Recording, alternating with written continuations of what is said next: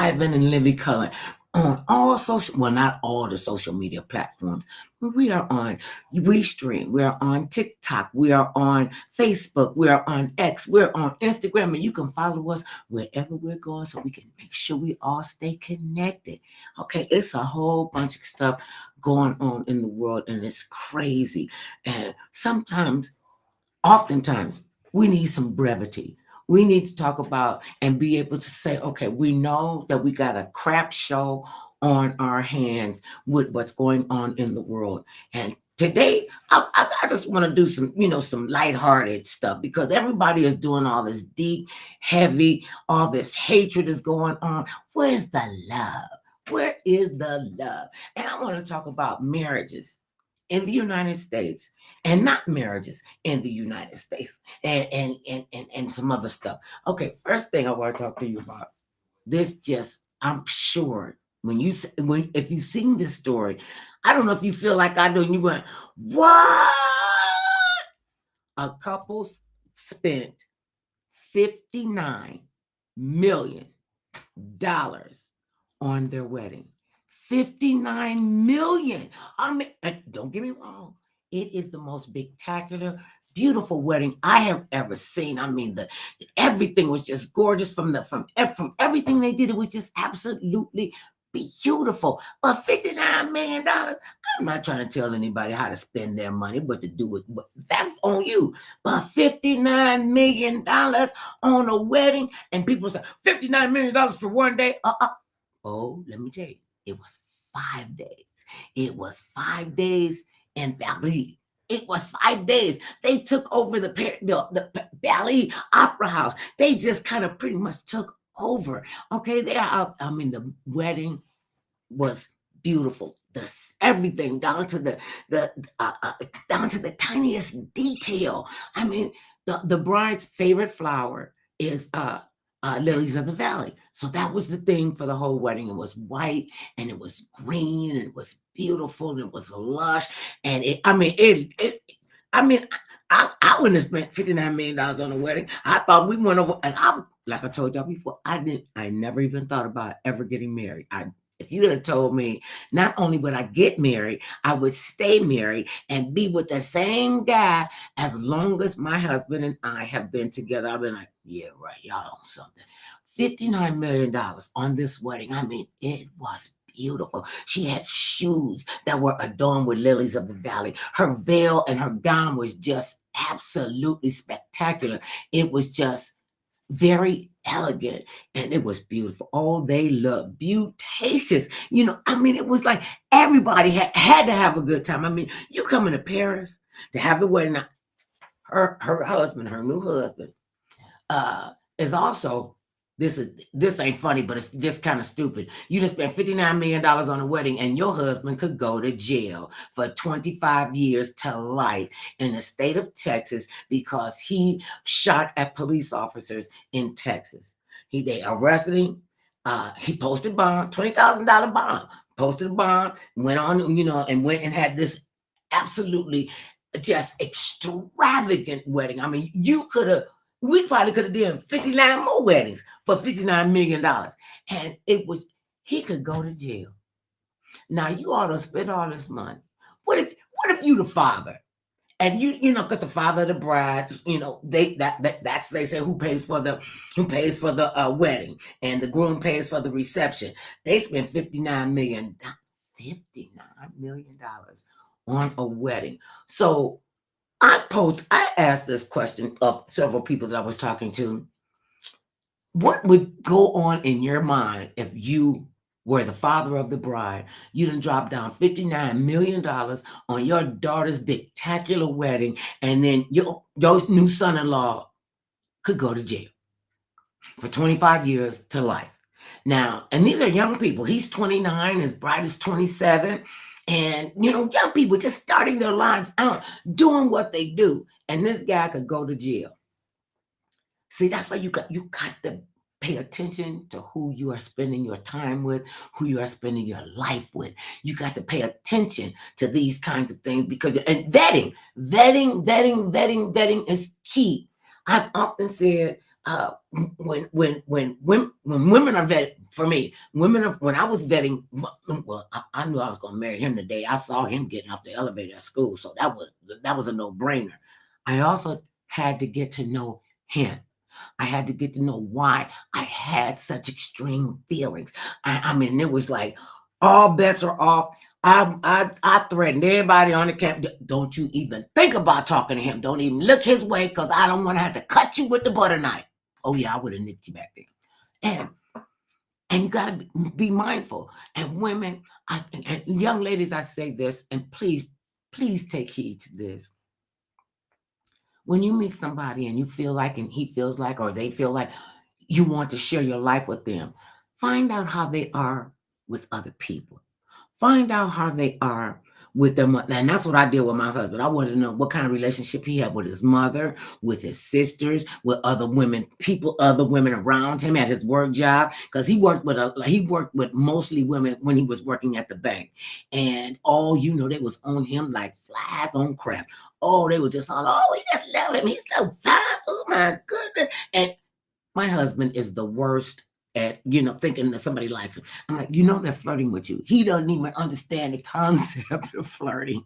And I'm like, they like you. He was like, okay, yeah, and I like them too. I'm like, but you got to understand. You got to understand. This is what they're doing. There was a lady in the nail salon one day, and my husband and I were in there getting our manis and pedis. On a rare occasion, I could get him into the nail salon to get a mani and a pedi. And this lady, she was laid on thick like alligator syrup. She would just stop. You have such beautiful feet for a man. I'm sitting up there going, okay.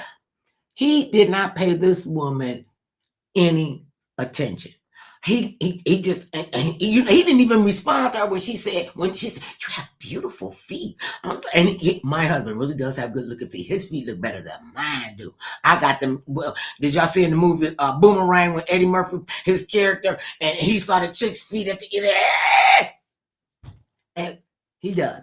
And I was like, honey, do you realize that she's flirting with you? He was like, why is she flirting with me? That lets you know he is not good at that. He is not good at accepting any kind of attention from another lady. That's just who he is.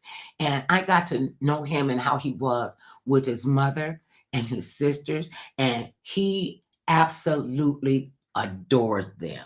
He absolutely adores them, and he's that kind of guy, and that's what you want to find out. That's what you need to know, and you need to know about him, and he needs to know about you.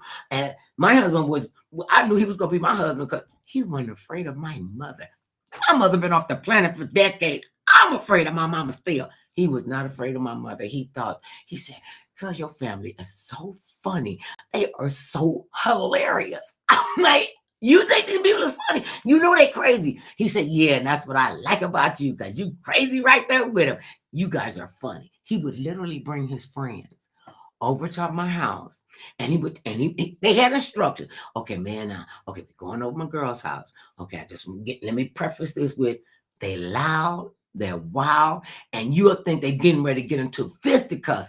They're just talking about whatever they're talking about. They could be talking about shoes, and they could go from,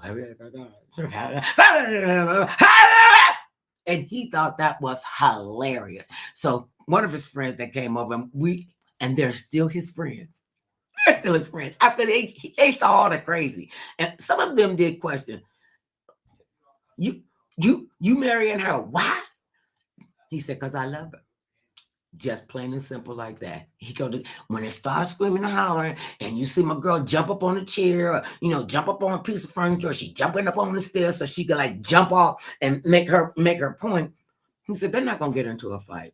And he said, if they do, which was never gonna happen, he said, okay, when they start getting a little nervous, just like kind of sit down in your seat, and just move out the way. Move out the way, because these are big people and they take up a lot of room and they take up a lot of oxygen. And we would have a ball. And these same crazy guys that came to visit me and see my family, I asked him, I said, so honey, why you bring your friends over? He said, because I want them to know how much fun I'm having with you. And we did, and we do, and we continue to have fun. $59 million on a wedding. I was I we did our own wedding. I mean, we didn't nobody helped us finance the wedding. They didn't give us a dime. They didn't my in that my one of my sisters, she made all of the wedding, all of the bridesmaids dresses. And she can sew, she can design, she can sew. I used to call her the mad seamstress when we were sharing a room together, because she would get up in the middle of the night and we had bolts of fabric stacked up in our bedroom, and she would get up and I could hear whir, whir, and I'd turn over and she'd have made a whole nother, she'd have made like 3 or 4 outfits in the middle of the night so she could wear to school the next day. Yes, she was the sharpest dressed chick at her high school, and she could design very well. Matter of fact, when I was pregnant and I went to Cleveland because I was living in Columbus. We were living in Columbus, and my husband did not want our child born in Columbus. He had to be born in Cleveland. I'm like, it's Ohio. What's the big deal? He's still gonna be a Buckeye. I want you to have this baby in Cleveland. So we go to Cleveland, and we go to Cleveland, and I'm there, and what have you? I couldn't see it. And he was like, okay, fine. So my sister, the time I stayed there, our son was born in June, and I was there for like right after Mother's Day until the baby was born. My sister, I was the sharpest, ginormous pregnant woman in the city of Cleveland at the time. I mean, huge. Strange men would be like, baby, I don't think you should be walking out there like that. Come on, let me take you, where you going? I'm like, I'm going down the street. I need to walk. He was like, what if you drop that baby? And I was like, I don't think I'm going to drop this baby. Sometimes I'm even pregnant. And he took me down the street. It was really cool. One of the bus drivers, this was a city bus. I went to get on the city bus. And when you full pregnant and you in that 3rd trimester, and it seemed like the 3rd trimester lasts for 6 months, you can't put your knees together. Everything on you hurt. Your bladder is the size of a pea. You can't hold water. I mean, I was just ginormous. He said, Miss, I don't think I'm gonna let you on the bus because you look like you could drop. I said, you can't refuse me. You cannot refuse me on this bus. This was cool. It's a gentleman and an older woman got up out of their seats and helped me get up on the bus, because I had to get up the steps, and they how they have the disabled section for people that right at the front of the bus. They say, oh yeah, you disabled, you can't hardly walk, you sit right here. And they took such good care of me. And so that's the kind of person that you want to know about. That's the kind of person that you want to have in your life. Somebody who is genuinely kind and loving. And to have your folks spend $59 million on I don't care who it was, $59 million, 50, every time I say that, it just sounds strange, don't it? $59 million on a wedding? 50, you could have bought a whole compound. If you're spending $59 million on a wedding, what the heck are you going to do for your baby shower when y'all start having kids? If y'all start having kids, because your husband could go to jail. You could Google it. His name is Lagord. Look, you just Google. I'm gonna tell you what it is.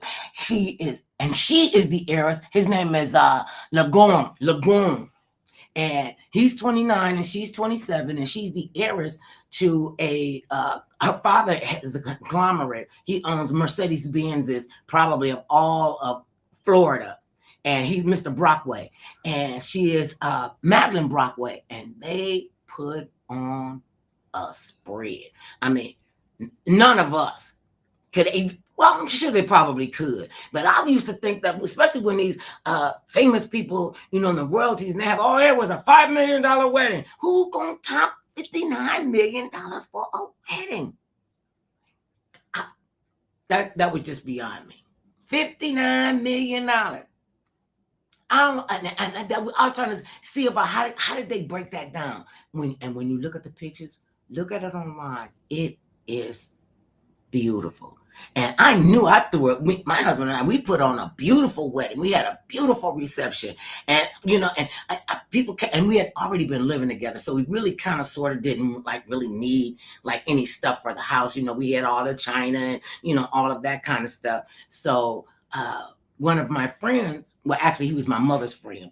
He said, think about a wishing well? And I said, well, what would I do about a wishing well? He said, have people come in and you let them know that they can, deposit your wishes into the well. And most of them were envelopes. I kind of felt like, one of the gangster movies when the daughter of the gangster, the head of the mafia gangster, came. What? What is going on? What are you doing? Difficulties. Wait a minute. I'm not having technical difficulties. I'm talking to the people. Oh my Lord. What are you doing? Anyway. Bring your co-host in. Okay, well, okay. But did you have to come in and do that? Oh my God. Welcome to my world. It's a live program.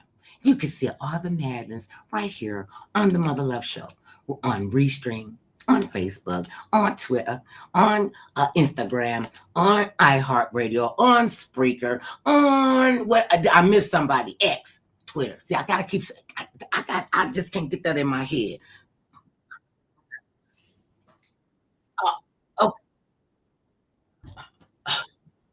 Okay, can you turn this off, please?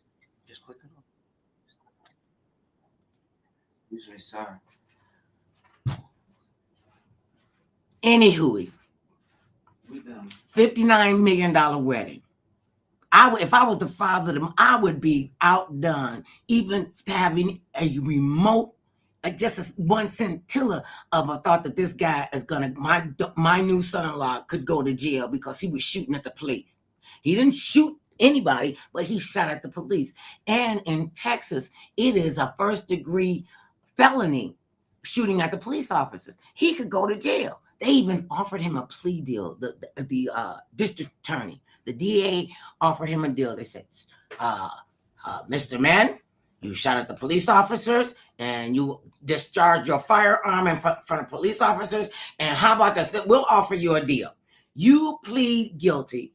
You waive your right to a jury trial, and we'll drop your sentence. And the most you'll get is 25 years. Really? And he said no, he wasn't going to do it. So now maybe they're going to spend the first part of their married life in court, fighting these charges, working to get them whatever they're going to do. I mean, you don't just get to shoot at the police and don't think that there's not going to be any kind of, backlash. There's not going to be any kind of ramifications. There's not going to be anything that you're going to have to be accountable for. He's going to have to answer to that. Okay, but is this how you want to start your marriage? You done already spent $59 million. So you got to probably stay married to him for 59 million years. That's definitely till death do you part. No ifs, ands, or buts about it. This guy is gonna go to jail. I'm just saying. I'm not gonna say he's gonna, that's it, definitive that he's gonna go to jail because money talk and BS walk. That's the case. And he is one of our less melanin brothers, and he might be able to walk away from this. I'm not saying that he should. I'm not saying that he would. I'm just saying, let's just look at that, because I'm gonna be watching this. I'm gonna be watching this story. I mean, you done spent $59 million on the wedding. $59 million. It just sounds just really crazy. Let me tell you what else sounds crazy. I'm learning all the new technologies, and every day they're coming out with a new modality on the internet. And, you got to learn how to do this app and have this app, and you got to know what to do, the Cash app and the Talk app and the Facebook app. Okay. I have been kind of confused on the QR code. I know they said, hold your phone up, you can scan it. Hold your phone up and you could get connected right away. It's a little creepy to me. And my tech engineer, my executive producing engineer, he said, oh, my love, you got to get a QR code. And I got a QR code. I don't know how it works. I don't know how the dots work. Somebody does. This happened to a woman in China. They got 11 million people in China. So she's at a restaurant and she's taking pictures of her food. And, she's believing she's sending them out to her friends. And she gets a bill for what amounts to $63,000 in a restaurant because she inadvertently shared her QR code over the internet. And people took her QR code and started buying food, ordering food. And up to it was 430,000 yen, $63,000 in American. 63,000. See that? And I don't know how to, I don't know. I'm learning how to work the code. But they're saying that the QR code can be really helpful or it could be really dangerous. And when you think about that, with all the technology, it can be very helpful, extremely helpful, and it can be extremely dangerous because I guess once it's out there, you really have no control over it because did she know that people were gonna be spending up her money, ordering food at the restaurant, and she was thinking I'm just showing pictures of my food. And when that first happened, when we started taking pictures of our food and sharing them with people, I thought that's kind of goofy. Why would you share pictures of your food? I understand that completely now. People have said to me, "Oh, mother, love this food. Oh, this is a beautiful presentation." Oh, because I could lay out a spread. My husband told me I didn't make a sandwich. I made a masterpiece between bread. And that's pretty good. Coming from your husband, I don't just slam, stuff on the sandwich. I take my time and whatever it is that I'm cooking. And they be like, "Oh, this is so good. You should take a picture of that." I'm like, who would want to see that? Did I know? You never know what the internet is going to bring you, give you, teach you, show you, unteach you, unlearn. And I started taking pictures of my food. And that's when I started coming up, I got it. And everyone, you need to do a cooking show. You need to do a cooking show. And I was like, I do cooking demonstrations with people all over the country, and they do love, and it is a beautiful presentation. And you just never know who's going to see your food. You never know. And there's a billion cooking shows. Some of them I'm kind of hooked on. I've learned so many different things from many different chefs and cooks around the world. And this is what's so great. We don't have to eat the same thing twice. We don't. I can make something. This is my cooking thing. I cook on Sunday. I cook on Monday. And then on Wednesday, on Tuesday, we have the revisited remains of the Sunday dinner.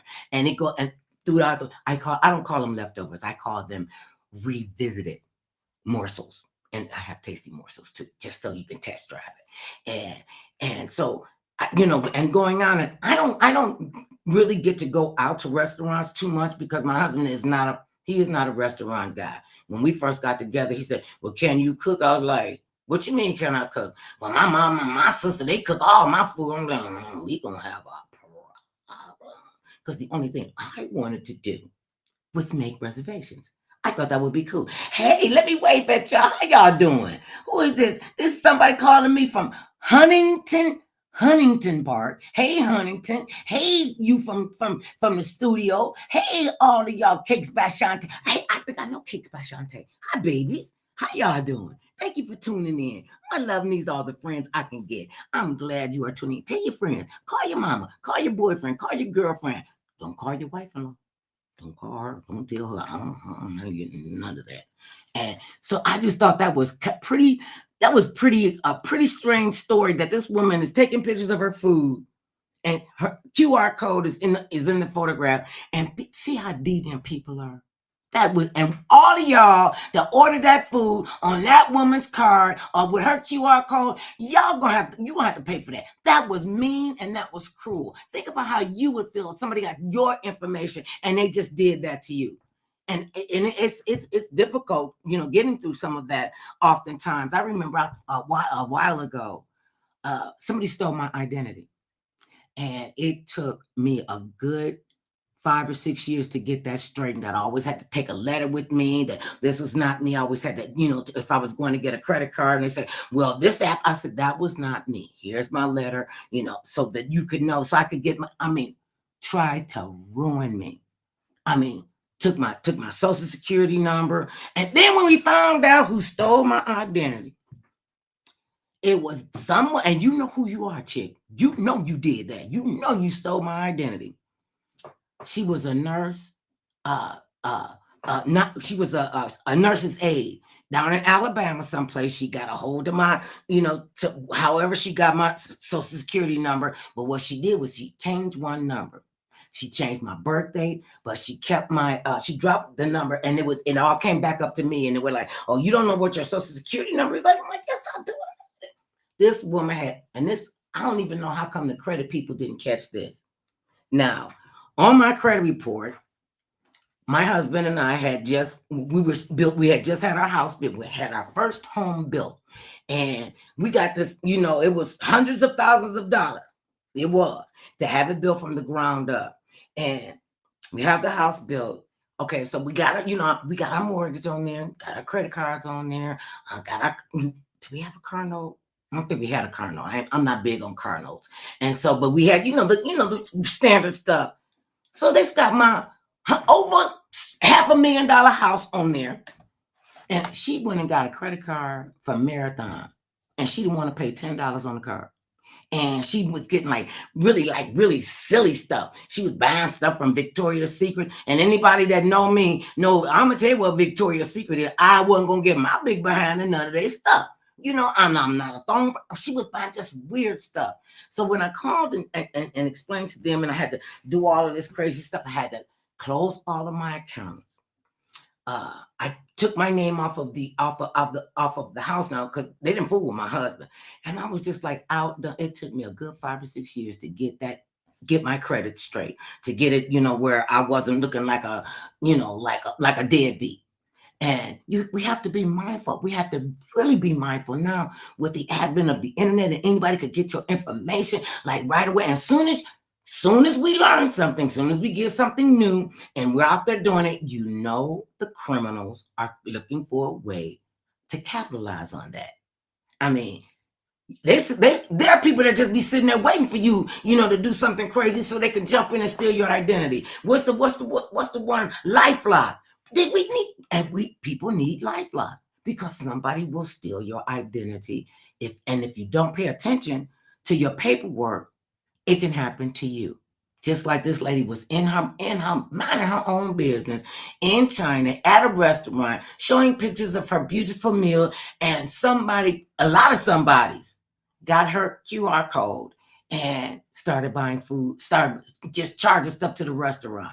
And I thought that was just, you don't even think you're gonna get away with that. You might get by, but you won't get away.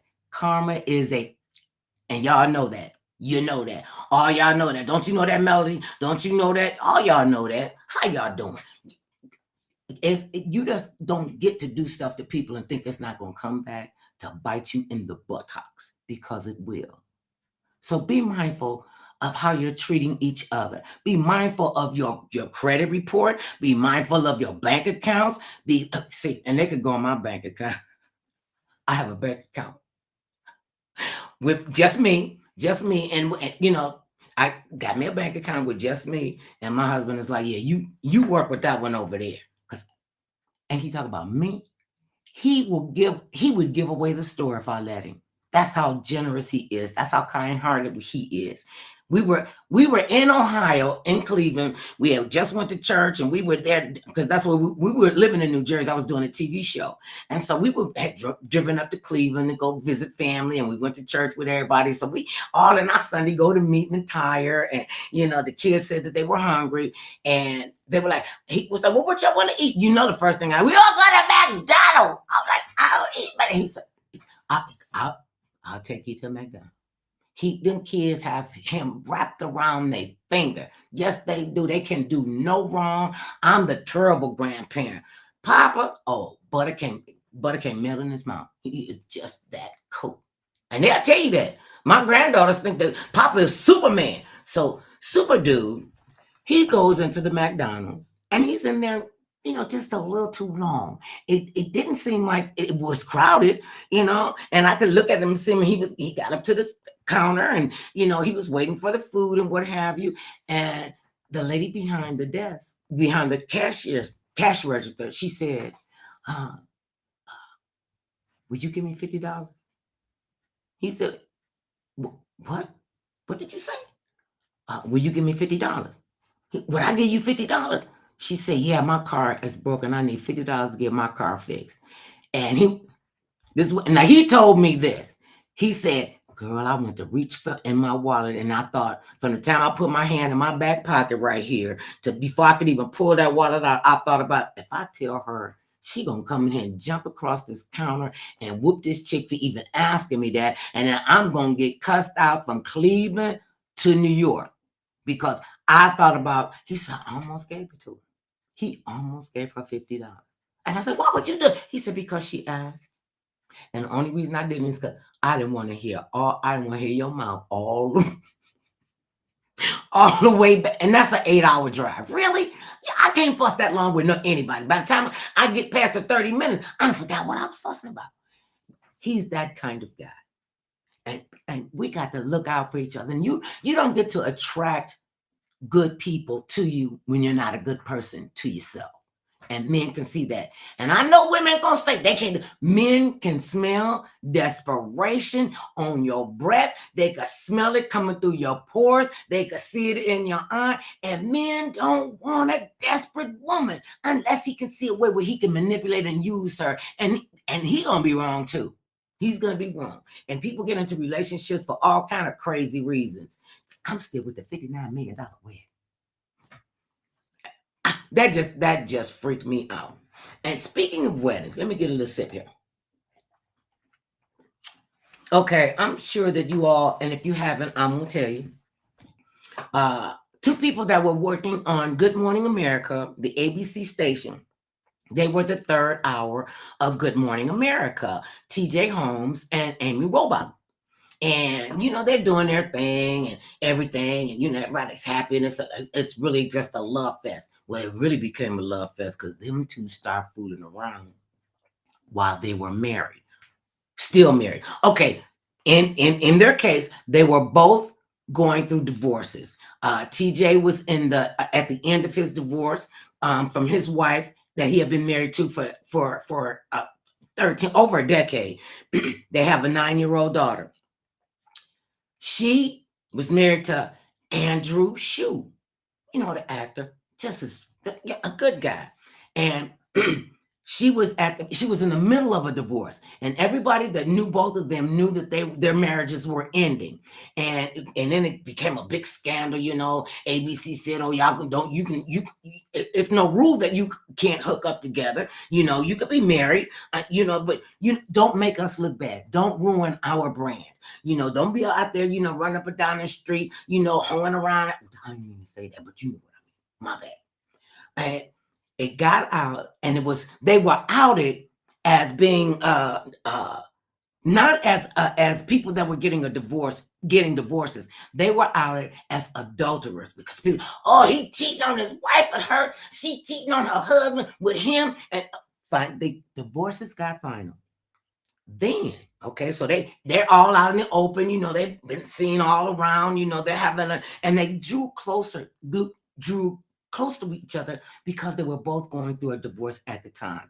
And from what I understand, it can be very, very painful. And then it can also be very amicable. I mean, I got some of my divorced friends and they still cool with their exes. Okay, but would you be cool? Would you be cool if you were getting divorced, you got divorced, you're the girl over here, you the guy over here, you done divorced your husband, he's divorced his wife. Okay, and then your ex-husband and his ex-wife, they start getting together. And they're a couple. I'm like, how does that work? What do the kids call? What would his daughter call his what would his daughter call the new woman in his life? What, you got kids and you that selfish that you don't even care about how your children feel about this. And no, you should not be in a dysfunctional marriage. You should not be in an abusive relationship. You should not have anybody beating on you, beating on your kids. None of that kind of crazy stuff. Gaslighting you. One of my girlfriends that's in the entertainment industry, and if I called her name, you would know exactly who it was. Her husband ruined her. Well, he thought he ruined her. He gaslit this woman. He made her think she was insane. I mean, she couldn't find her clothes because he was moving them. I mean, he did a number on her. He drained her bank account. Whenever she was on the road, performing, check couldn't even get in the mail fast enough before he was taking the money out. I don't know what you do. I don't know what you're doing with your money. That's why you're drinking up all the alcohol. She didn't even drink. She didn't take drugs. He was putting stuff in the water bottles. Putting pills in the water bottles. She a little bitty tiny thing. These Hollywood people, they can fit in my hand like that. That's little bitty tiny baby people. He tried to ruin this woman. He tried to break her down to the point that she would never recover. Oh, you might get by, but you won't get away. See, when you God's child, it's only going to be so much that's going to happen that is going to allow you to be able to, stay in that mess. She got up. She got back to performing. She got back doing her thing. Star just rolls right back up. What? Girl, we've been waiting on you. We missed you, like y'all tell me. And I love the fact that y'all still remember. And you still have such a loving and kind heart. And that y'all would remember what we did and what we said and how we made you feel from watching that TV show. People right now, since y'all done found me on the internet, I went off. I've been doing the same thing. I've been doing talk radio for 14 years on this joint. I do stuff. And so I've always been here. I don't have to make a big loud splash or anything like that. I am a servant of God. I am a servant for you. I am here to be of service. And it was never about me personally. It was never about me. It was about what we can share together, how I could help you lift some of that weight off of you. Because people get so angry at each other and they get so vehement and so bitter and they don't even understand. Some of them can't even say the word forgiveness. Can't say, I'm sorry. Can't say, my bad. I didn't mean that. Please forgive me. And don't be waiting for them to say, I forgive you. If they don't, that's on them. What you're saying is on you. You have to learn to forgive. You have to learn to move on. And the show was called Forgive or Forget. Okay, so if people will say they forgive you, or they give you lip service plenty big time. They tell you all the time, oh, yeah, I forgive you. Let me tell you what that heifer did to me. I can't stand her. She did so. Don't even talk to him. He a low down dog. Don't even talk. That's why we go to the bathroom in a group. Don't y'all? The girls know. Fellas, let me tell you why we go to the bathroom. Men never go to the bathroom in a group, and there's never a line at the men's bathroom. There's a line for us because we get in there, and you might not know anybody in the bathroom when you go in, but we can come out and we be like best buds because we have a meeting in the ladies' room where we talk lady talk and we talk real talk. And when I was doing stand-up, I know y'all remember something. It's a meeting in the ladies. Okay, I can't sing. I did spend up the money for voice lessons.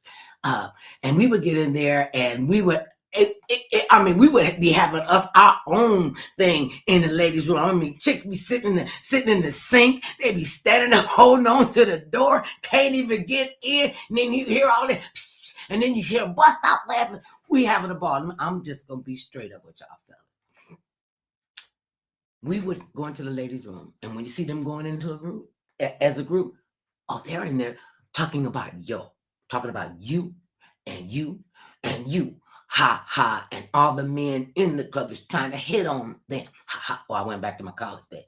So we're in the bathroom and we're just laughing to the point when we come out the bathroom, like 8 men are standing out there going, what was y'all in there talking about? And they were like, I said, we was in there talking about you and them funky little shoes you got on. Oh, yes, we are judgmental. And people act like, I'm not, yes, I am. I'm very they told me the other day for my sign, they're teaching me a new modality. And for my sign, they said I am judge, jury, and executioner.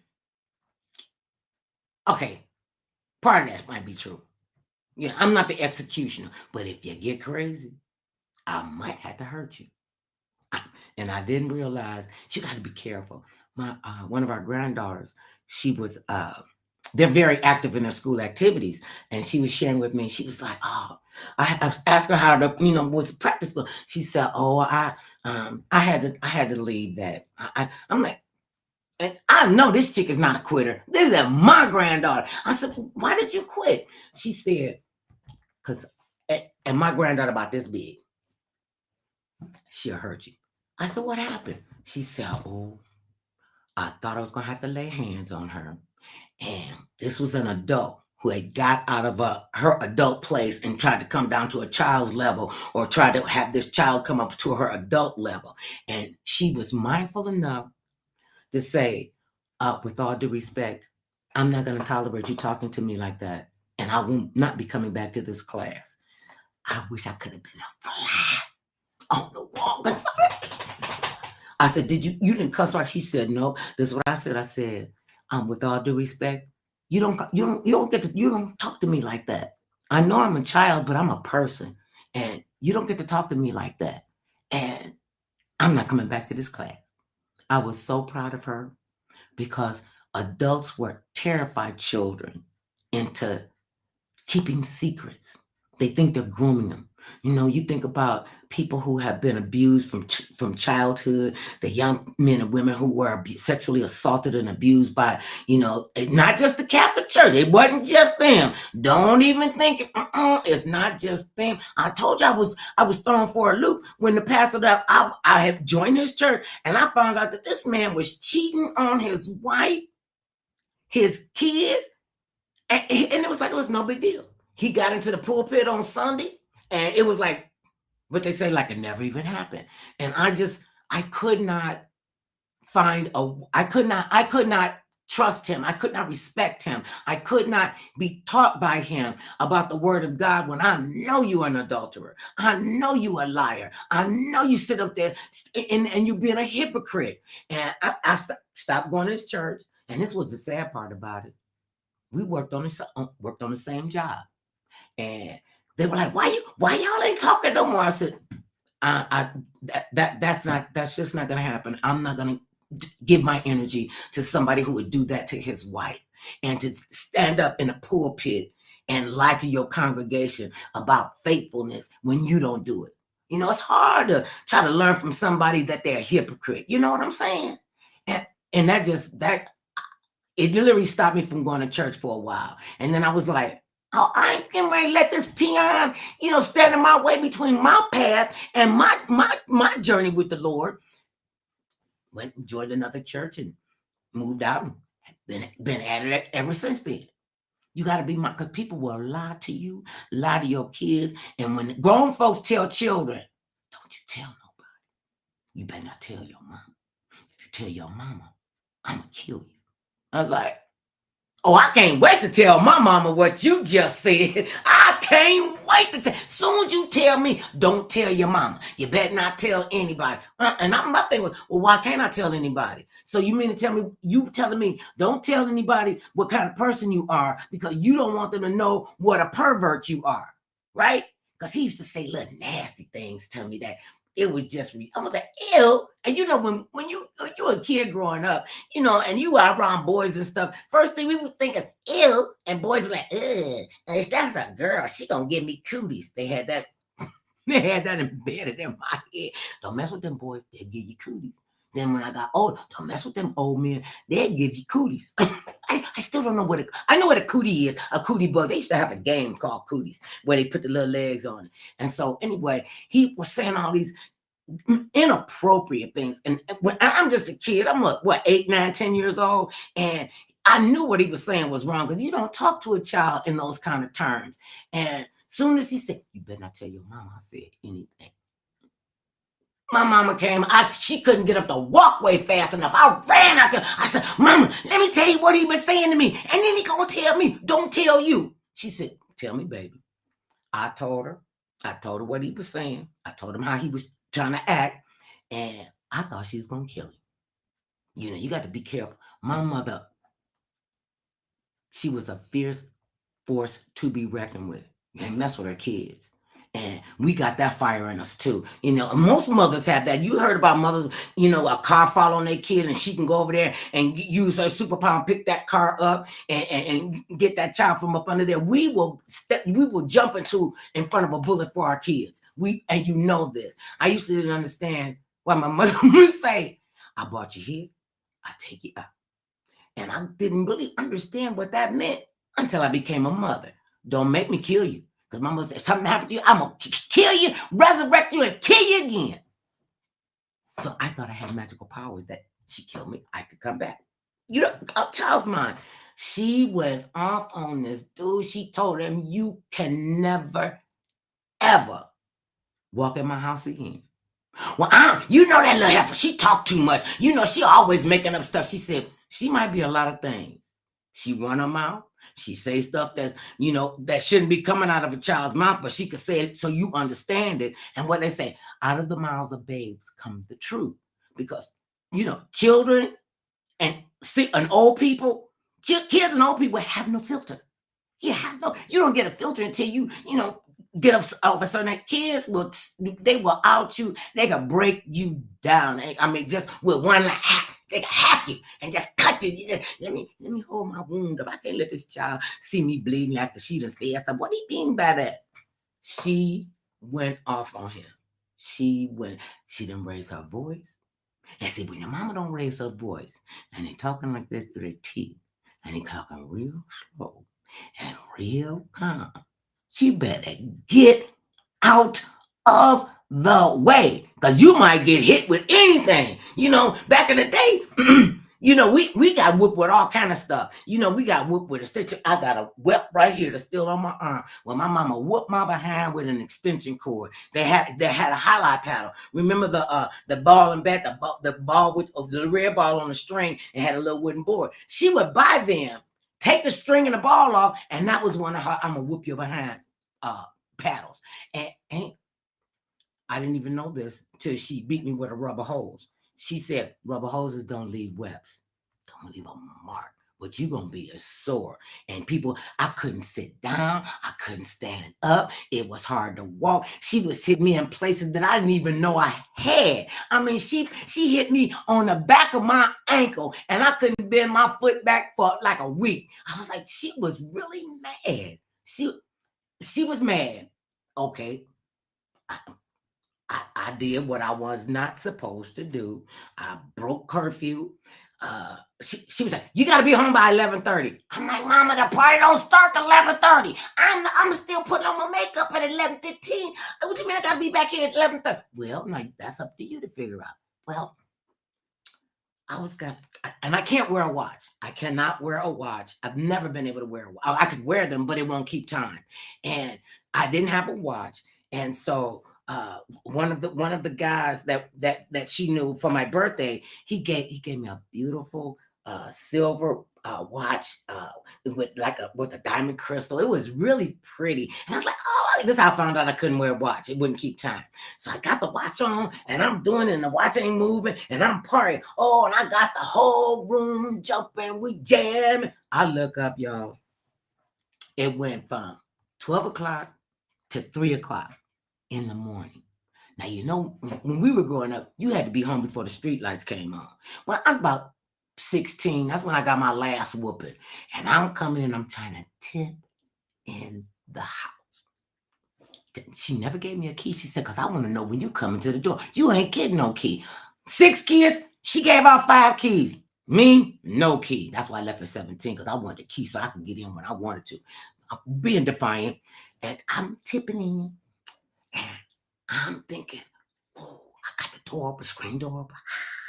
I know how to open the door so you can't hear it creaking. I step in. Oh, what we always had a red wagon. We always had a radio flyer red wagon. And we, you know, my brother and them had paper routes, and that's what they used with their paper route. Well, somebody decided to put the wagon in front of the door. Okay, and yes, I was high. I really was drunk. I was drunker than Cooter Brown. Everything was funny to me. I was oh my God. I laughed by myself on the way home. And I'm tipping the blunt. I fall over the wagon. Okay. All the towels came out because they was using, you know, went to the laundromat to do the towels and stuff. All the towels, you know, fell on the floor. And so I'm like, oh my God. Not only did she hear me, everybody in the family heard me. So I'm trying to, get up. I done fell over the wagon. I'm gonna start laughing. My mama came downstairs, and matter of fact, she didn't come downstairs. So I'm thinking everything is cool. Everything is cool. So I'm like, okay, I'm tipping up. I put the towels back in the wagon. I'm tipping up. I'm coming up the stairs. I'm at the last step on the landing, and I'm getting ready to make that little left turn and make the other left turn into my bedroom. Well, I didn't even get off the landing before my mother went behind the door and snatched that rubber hose off of that big water bottle she had on the back of the door with the holes in it with the funny little nozzle. Y'all know what I'm talking about. And I said, well, what's going on? She said, get your behind in here right now. I'm cleaning up the cuss word. She woke up my brothers and my sisters. Both of my brothers she literally had me tied down to her bed. I kid you not, I couldn't make this up. She had me tied down to her bed. At the top, one sister was on one arm with the pantyhose and I couldn't get away. Another sister was on the other line. My baby sister, she was just standing there crying. She didn't know what to do. What's wrong with mama? Why you acting like this? My brothers tied my hands and feet, tied my feet and held them down. I was like, spread eagle, like I'm getting ready to be crucified. She beat the cowboy crap out of me. And that's the only time I was glad I was drunk. Because I literally did not feel anything. I got my face in the pillow. She got me tied. That kind of stuff, you would go to jail. Now they would call that child abuse. And when she got finished, they let me. Now, by this time, everybody's crying. My mother crying, my brothers and sisters crying. She, I don't want her to do this, but I ain't gonna come out there in the street and find you dead in no ditch someplace. You got to come in here when I tell you to come in. And my brothers and sisters used to say, I said, how come you don't do them like that, like you do me? She said, because they ain't trifling like you are. They listen. And my brothers and sisters used to say, we see what mama be doing to you. We ain't doing none of that. You know mama crazy.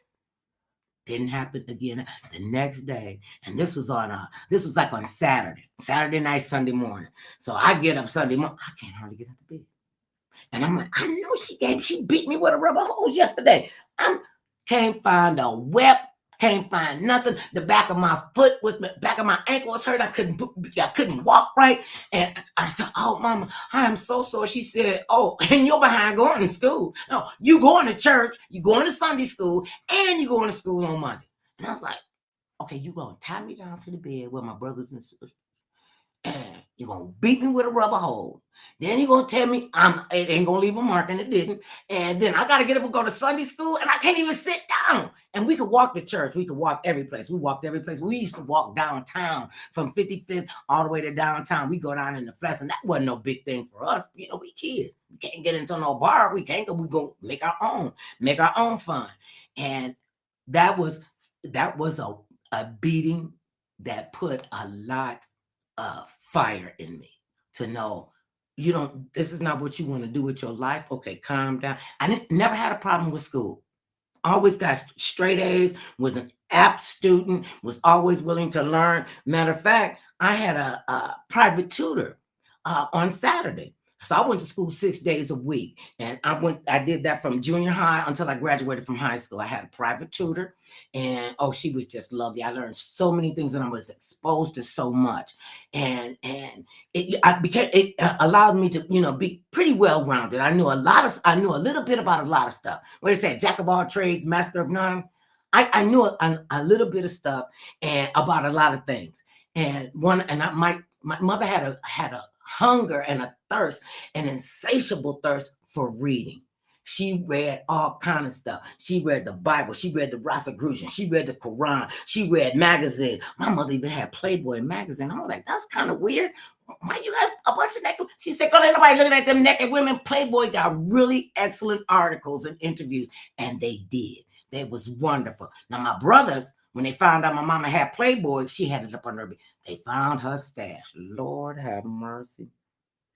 They found her stash. And you know how people know when you've been in their room, or they know when your stuff, you know when your stuff has been, moved around and what have you. She would know where everything was. And who moved my box? Why is my box out here up with the corner up under the bed? and they was too dumb to put the box all the way back up under the bed. So anyway, they start tearing out the naked pictures of the ladies, right? And they didn't even look on the other side to see if there was any wording on it. And that's what she looked at. So Playboy was, she read a lot of stuff and she knew a lot of people. I thought my mother knew everybody. She said, Mama, you know them. She knew everybody. She knew the fireman when he saw me cutting school on the other side of town, and she knew I had cut school. And she knew everybody. She knew everybody. And she kept us well-rounded. We read a lot. We had the first floor model color television in the projects. And we knew that because everybody was like, sitting there, they got a color TV. They used to take the Christmas wheel that they changed the color of the aluminum foil, the aluminum tree, and it had the red, the green, the blue, and the yellow. And your tree would, go. So people would take that and put it on their TV. They say, I got a color TV too. Why? They turned it off. We used to have to change the channel with the pliers because they would somebody would snatch the channel changer off, so you couldn't change the channel, and you had to watch what they watch. We discovered pliers. We knew pliers, and we knew about the coat hanger for the antenna. Okay, I done got way off of what I was talking to y'all about, because I wanted the question I had. And there are people who get married and get divorced and, it doesn't work out. And TJ Holmes and Amy Robach, that was on ABC, I can come back. I could take you there and welcome. Their respective exes got together and they started dating. And could you date your ex's friend? Could you? I picked my man when I was, this is in my BK days. That's my BH day before husband. And I selected men that I knew my girlfriends were not going to like. And I knew that my boyfriends were man friends. I didn't have boyfriends. What am I going to do with a boy?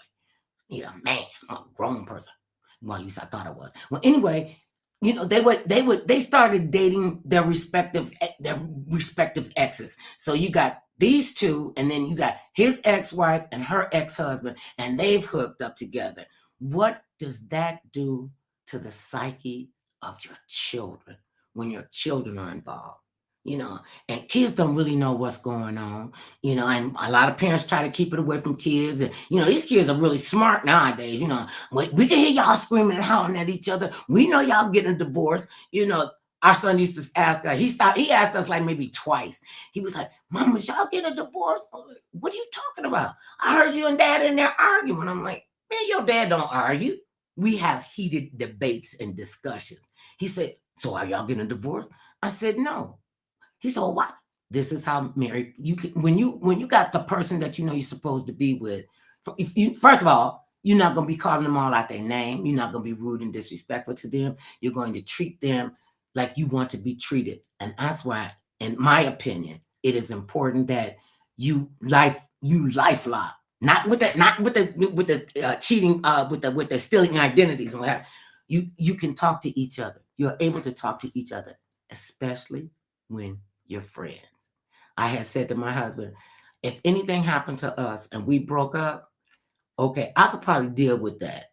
What I couldn't deal with would be losing you as my friend, because he is my friend. He's a dearest friend. He is my dearest friend, and I love him to pieces, and I will always love him. Okay, today I absolutely love him. And tomorrow could be a different story. Ain't no 2 days the same. You just never know. But so far, we've been in it since 1972. So that's a great thing that we're doing. And people always say, well, how do you stay married? I'm like, because we're friends. And you think about this.